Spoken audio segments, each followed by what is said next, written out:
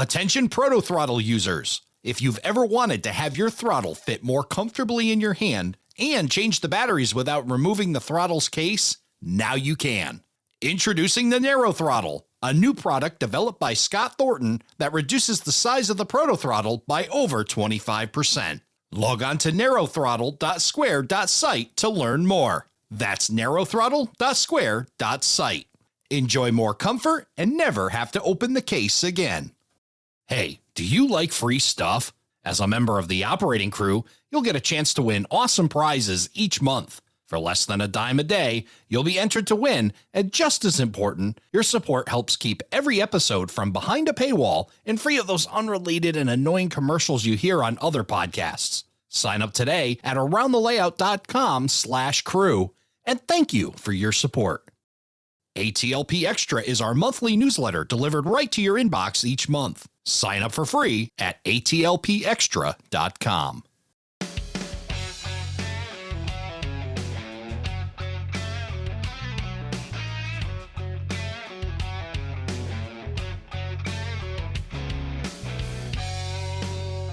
Hello, everybody, and welcome to Around the Layout, where model railroaders come to tell their story. My name is Ray Arnott, so glad you could join us. There are some opportunities in this hobby that you just can't pass up, and getting invited by ScaleTrains to spend a day aboard the Summerville Steam Special was definitely one of them. On the Thursday leading up to the 2026 National Train Show in Chattanooga, I had the chance to climb aboard, enjoy the ride, and of course bring along a microphone. Along the way, I caught up with Mike Osborne, Darren Lee, renowned modeler Pele Soderberg, and ScaleTrains' Shane Wilson for a series of conversations about model railroading, the people who make this hobby special, and everything that happened around us as we rolled towards Summerville. So come along for the ride. We're taking Around the Layout podcast on the rails aboard the Summerville Steam Special.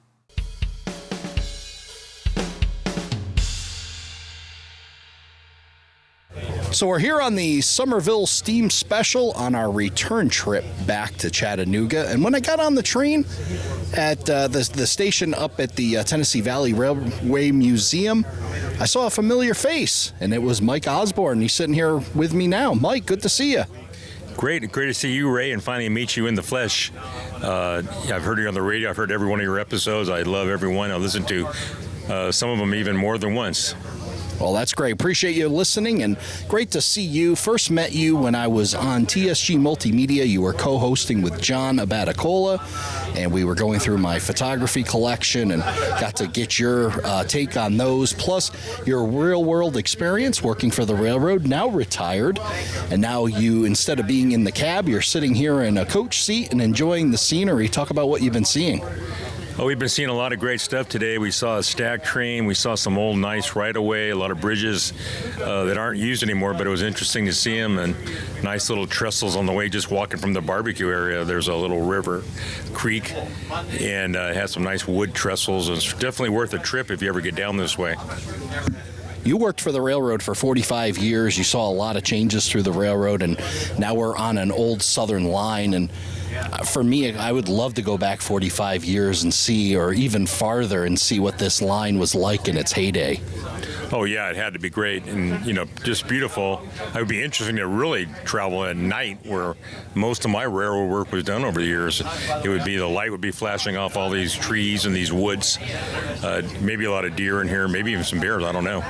Yeah, could be a bunch of different wildlife, but it was really great to see. And then we got down here to Summerville. We got to see them turn the 4501 on the turntable. That was quite a treat to see that. That's an operation that seems to have gone away a bit. Yeah, I have operated a turntable there in Taylor Yard in Los Angeles a few times. It was kind of interesting.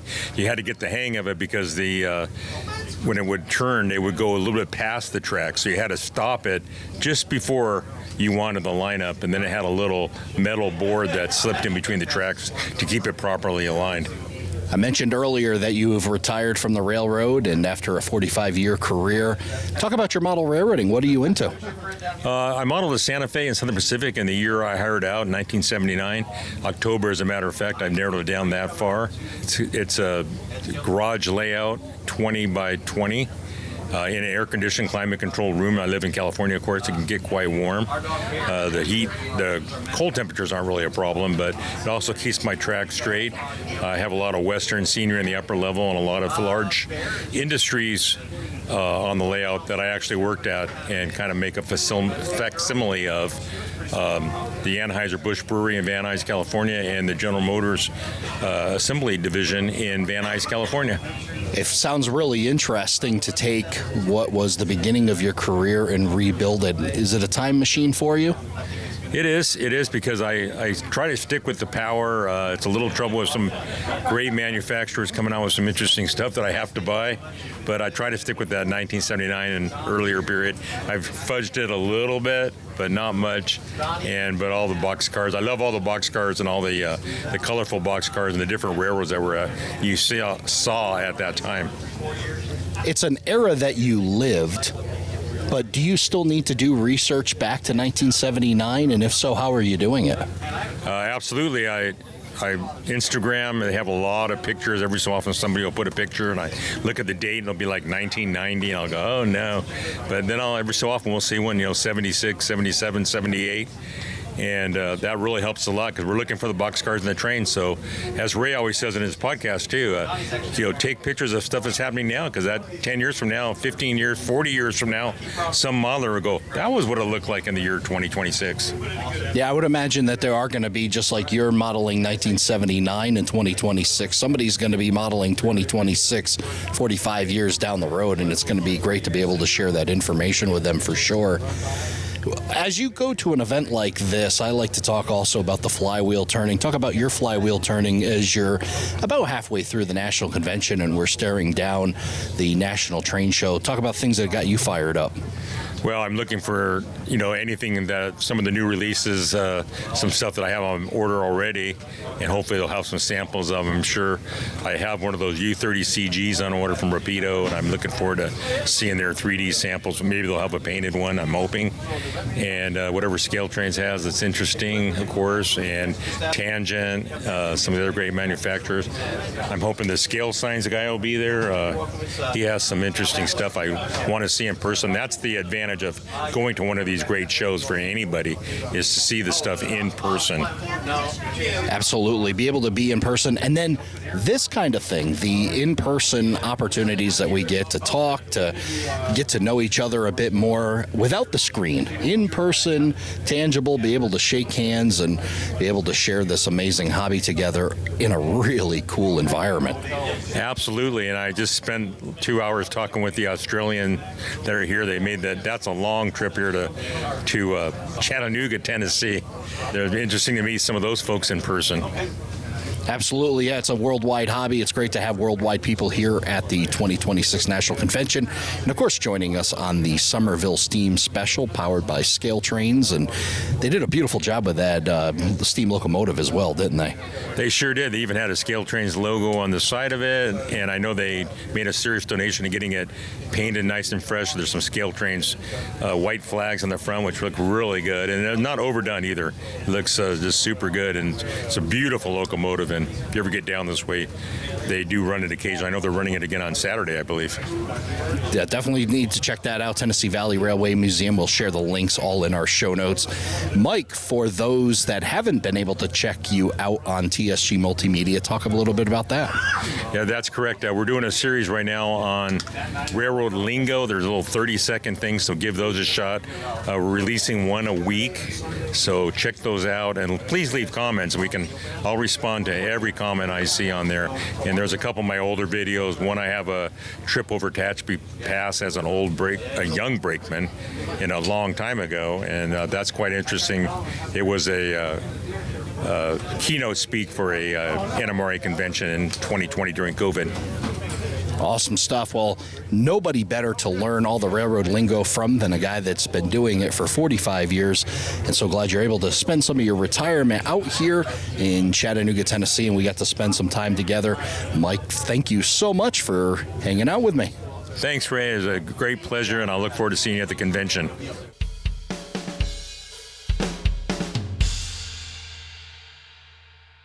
Well, I've wandered to now the back of the Summerville Steam Special, and a familiar face I saw even last weekend.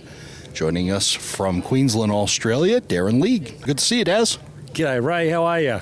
I'm doing awesome and having a great time here on the Summerville Steam Special, and weekend number 2 of model railroading, it seems, and the long weekends and the double trips. And you're on one heck of a trip, a real long trip over here to the United States. Tell us what you've been up to.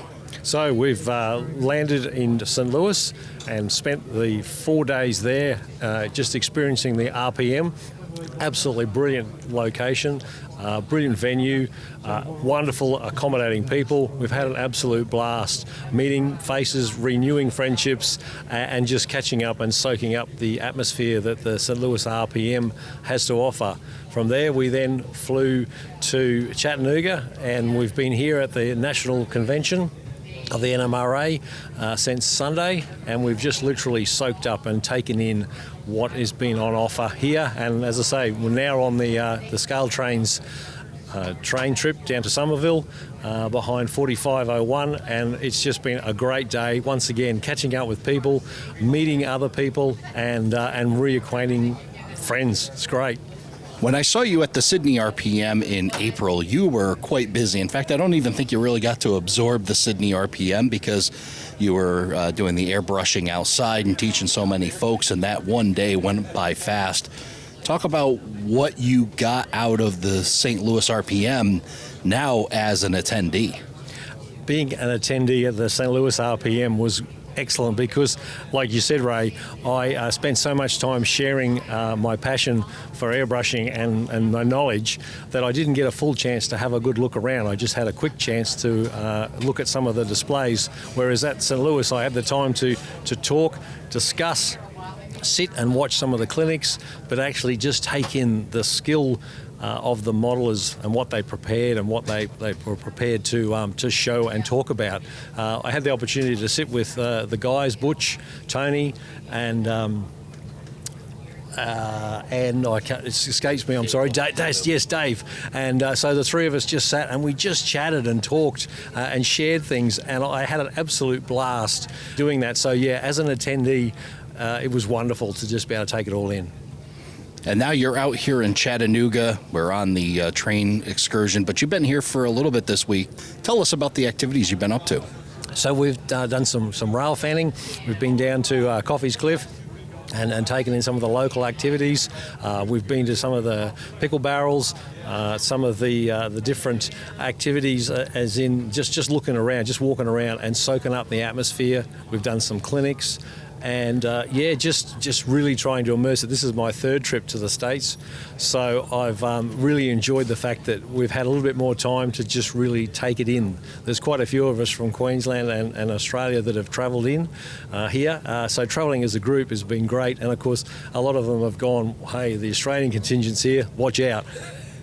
And that's great that you talk about the contingent, that you're here with, as you would call, mates, right? And it's the ultimate road trip, right? We talk about maybe some rail fanning trips like I've done with Matt Fricks and, Joe Mame and the sort.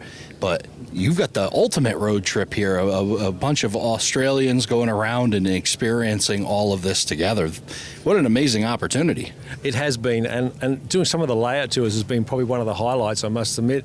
I've met some of the guys that I've only ever chatted to on the ATLP podcast, or met on the podcast, but to actually meet them in person and have a chat and then discuss some of the layout tours that we've done and some of the ideas, and then share what we do down under and what you guys do up here and that sort of stuff. So yeah, it's just mates being mates.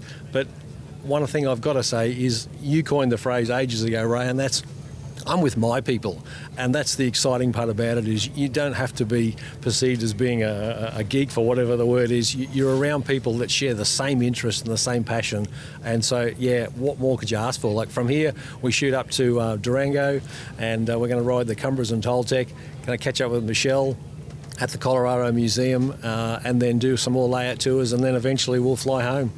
And I know one thing that you and I were talking about is we're looking out these big, beautiful windows of this car as we're heading through the woods between Georgia and Tennessee, was the topography and the plants, the trees, the everything that we see, the way the land lays.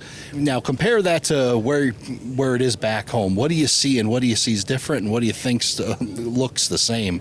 As we did say, you're right, Ray. A lot of the times you're just sitting here and you think, wow, it's just like home, because we do have a lot of tour trips like this where you're travelling through lush greenery and then like the weeds and the trees and just the relaxed, laid-back nature sort of thing. You sort of shut your eyes and feel like you're back in 1955 behind the original steam travel. So the topography is very similar, hills and dales and mountains and all that sort of stuff. This is just so relaxing and laid back, and as I say, it's green, and it's nice to have it like that, because we do have it at times green down home, and other times it's as brown as could be because it's dry.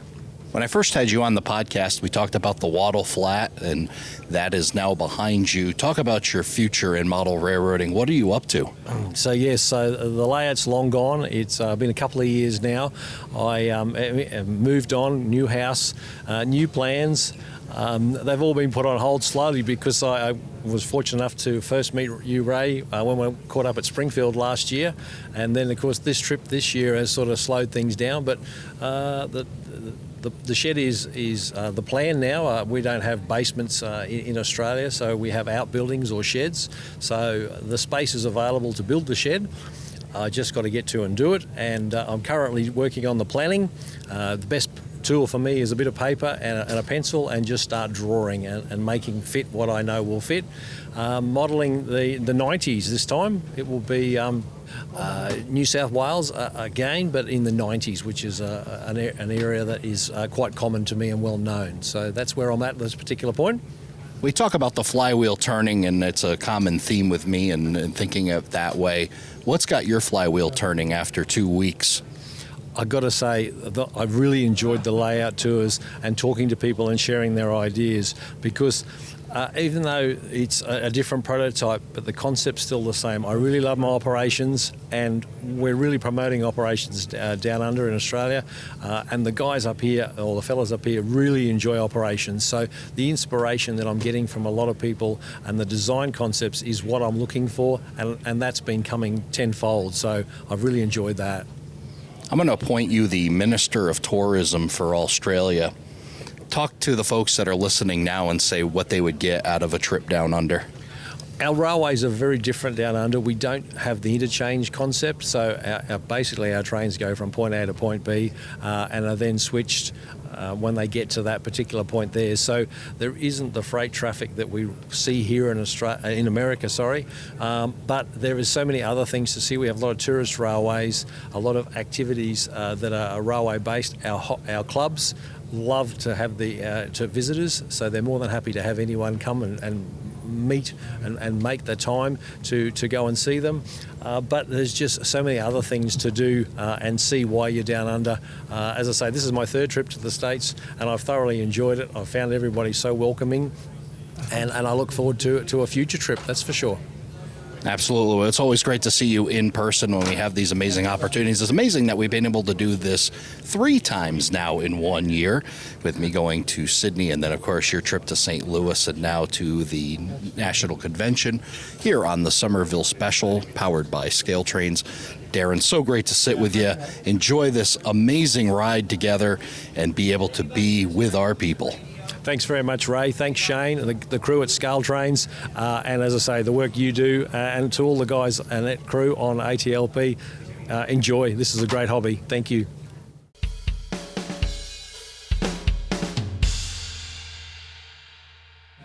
Well, I would say by far the best dressed guy on the Summerville Special is this man here. And I noticed that you're the best dressed guy in all of model railroading, Pelle Soreberg.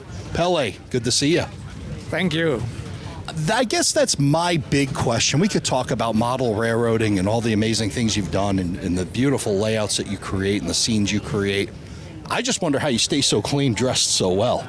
I change to a clean shirt every day. Well, that must help. I love watching the videos and the stuff that you're sharing. Talk about sharing your knowledge at an event like the NMRA National Convention? Yeah, actually, I really don't like hosting a clinic, but I'm getting more and more used to it. So, but it seems the crowd likes it, so as long as they like it, I'm okay with it. Yeah, it must be challenging to get in front of a group and try to, express these things that you've learned. But talk about the reaction you get from all of that. Yeah, it is. What is stressful is that English is not my first language, first of all, and it's hard to tell when you stand there and speak if they like it or not. You know it at the end when they give you the applause and they give you the questions, but you don't know anything along with the presentation. Yeah, it's hard to gauge that reaction, isn't it? Where people are at. I would think that they're all deep in thought. Yeah, it is very difficult. All poker faces. Yeah, poker faces, but I think, maybe a little bit of jaw drop as well. But it's great that someone like you, who's well known, who has that talent, that you're willing to even push yourself a little bit to share that, because it's so important. If all the lessons you learned were kept and not shared, it would seemingly be a waste. So it must feel rewarding to you to be able to get other people to see it that way. Of course. That's why I'm doing it. Talk about your trip over here and talk about some of the things that you've been able to do while you're here. I know one of those things was rail fanning. Yeah, and my trip over here, first of all, a long flight, which I don't like. And then I have spent a couple of days of rail fanning with some of the ScaleTrains people. And the rest of the days has more or less been different duties. I had to attend several arrangements at ScaleTrains and at the convention center, and now I'm enjoying this train ride. Excellent. Yeah, beautiful train ride that we're on here, the Summerville Steam Excursion, as we're going through the woods between Georgia and Tennessee. Do you find this inspiring for modeling, to be out here in the prototype and be able to see the scenery? I don't think I will model the area. There's too many trees, so I'll probably stick to the Midwest, cornfields and open spaces. Yeah, it's definitely a challenge for sure, but you have your style. But talk about now, as you're heading back, eventually here back to Denmark, and we got so many people here inspired by not only the prototype that we're getting to see here and then the modeling. What turns your flywheel? What motivates you? What are your passions? Yeah, I'll probably be a little more enthusiastic when I get back home, but I also know in a couple of weeks I'll be faded back to normal level. Well, it's great, and at least knowing that it turns everybody's flywheel, doesn't it? Yes, it does. Excellent. Well, I'm going to let you get back to enjoying this scenery as we're traveling on the Summerville Steam Excursion, powered by ScaleTrains. Pelle, thank you so much for taking some time out for us. You're welcome. Thank you.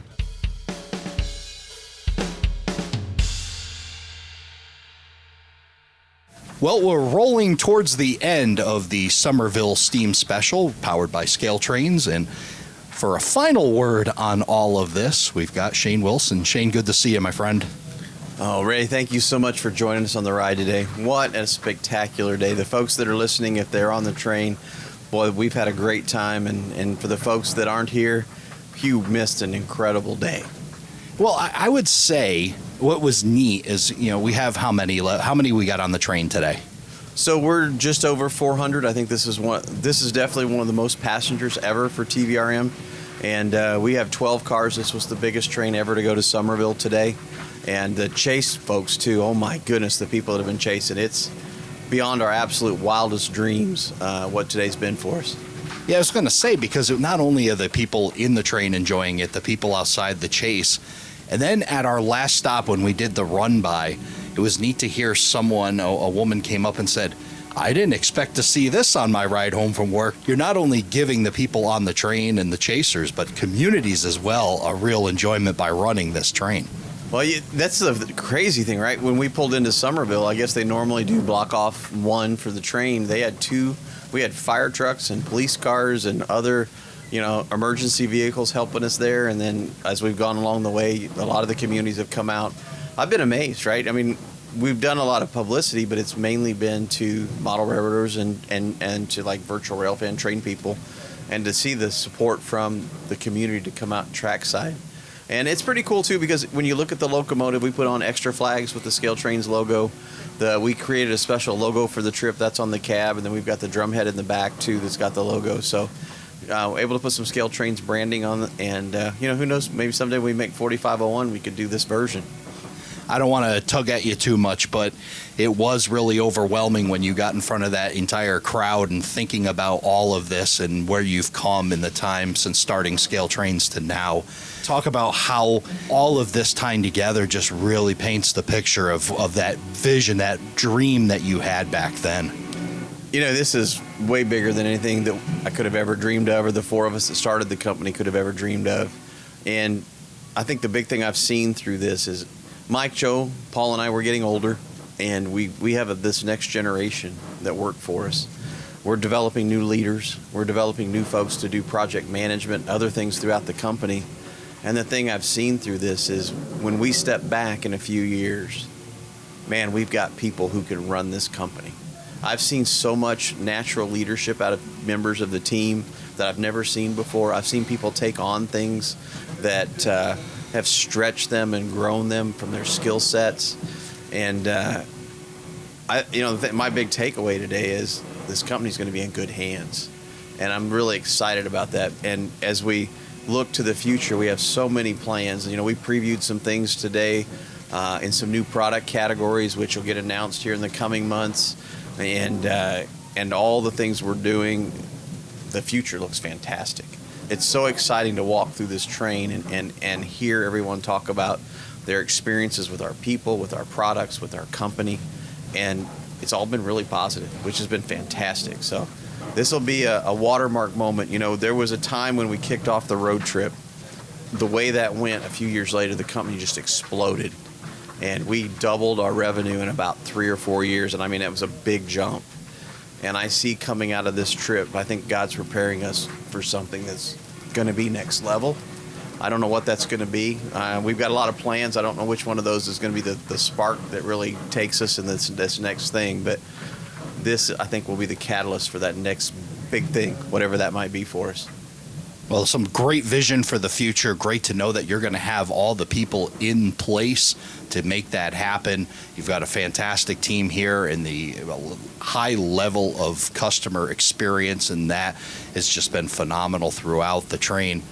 But this weekend's not done yet. You've got a lot more, and I know as much as you probably are thinking about a pillow and a mattress right now with all this work going on.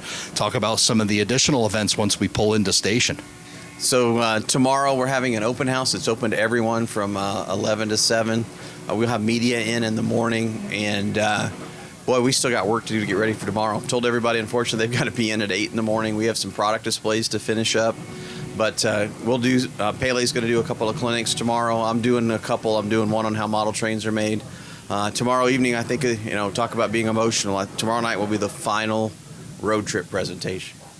Yeah, that's going to be a moment for you. You've done the tour. Your wife and you have been able to meet so many great people out on the road, bringing yourself, I love the saying, if I say it too much, too bad, the foot of the customer, where all that gets learned for sure, right? Yeah, and the incredible thing, I walked the train today, and people are like, I met you here, I met you there. We came to this presentation, and the neat thing about tomorrow night, right? This is like the whole convention. The last 2 years we promoted on the road trip. And this is, we're tying up the bow on the present. And I think I'm pretty excited. I think tomorrow night's going to be a lot of fun. Bear's going to be there. Bear's going to get to come into the office and hang out for the last road trip presentation. I'm sure, like all the others, she'll take a nap during that because she's bored to death. But Michelle will be there. And the road trip changed our business. It catapulted our business. And not just from the financial side, but all the opportunities that came along with it, from prototype research to people that we met, you name it. What a blessing to be on the road for 50 weeks over 4 years with my wife and our dog, and to see the lower 48, do those things. We jokingly call them drive-by shootings, and go through national parks and see special things along the way. And what an incredible country. Why do you think that trip was so impactful to the customer? I think the biggest thing about the trip was, as a manufacturer, we do shows, right, and events, but those shows only go to certain places. And we went to some of the most off the beaten path spots to meet people where they are. I think about being down in southern Illinois, in Oblong, Illinois. I mean, that's just in the middle of nowhere, southern Illinois, or being in Clovis, New Mexico, or somewhere in the wilds of Nebraska, or South Dakota, wherever we might be. And we got to reach customers who had never seen our product before, didn't know much about our company, got to share our story. I'm sure a lot of your listeners have heard our story. It's nothing short of a miracle that we're even here today as a company. And the thing I think that really resonates with people is we're real, we're genuine. What you see is what you get. You saw us all in action today, and that's who we are. And we've never wanted to be that nameless, faceless manufacturer. We want to be that one when you come to a trade show, you can walk up to me or Mike or Joe or anybody, shake their hand, and just have a conversation. And, 3 of us are model railroaders, 1 of us is a sci-fi modeler. We get it. We understand what it's like to be modelers. And we know that it's the modeler that pays our bills, lets us do what we love, make model trains. And so that connection with the customer was huge, and I think that's what really catapulted the business. I've heard you say a few times that you believe it's nothing short of a miracle, but do you think maybe you just positioned yourself for a miracle? Well, boy, that's a great question, Ray. Faith is important to us. If you see our mission, vision, values on the wall in the office, the very first value is do unto the Lord, right, from the Bible. And we live out our faith. It's who we are. Doesn't mean you have to be a person of faith to work for ScaleTrains, but you have to have that heart, even if you're not a person of faith. And I think that's, we're faithful to God, and I believe God's being faithful to us, and that's part of the miracle of this business. It's because there's just no way. There is absolutely no way I had the skill set to lead a company like this. There's no way we had the talent in the beginning to become a company like this. And we all had to grow and learn and develop, and along the way, the talent that's come on board with us. I call us a dream team. We couldn't assemble a better team, and they've come from all over the country to work for us, not only from here local, but we brought folks from everywhere. And it's that talent, right, that sets you up for the future. And wow, it's incredible. And to me, I don't know if I'd say we've set ourselves up for the blessing, but we're going to be faithful. And if God, sees it in it to give us the fruits of our labor, we'll be so thankful. Well, it definitely is no short of passion around here, passion from you and then through your team. It really starts at the top and works its way down. And you definitely are passionate, still passionate about it, love the hobby, love the people, and that shows through as well. Summerville Special, we said it was powered by ScaleTrains. It's also powered by Mountain Dew. We found that out as well. You've had a few of those, haven't you? Yeah, back in 2019, we did the Hiwassee River Rail back in the old building, and I told our team, I said, I'm going to shake every person's hand on that train. That was about 235.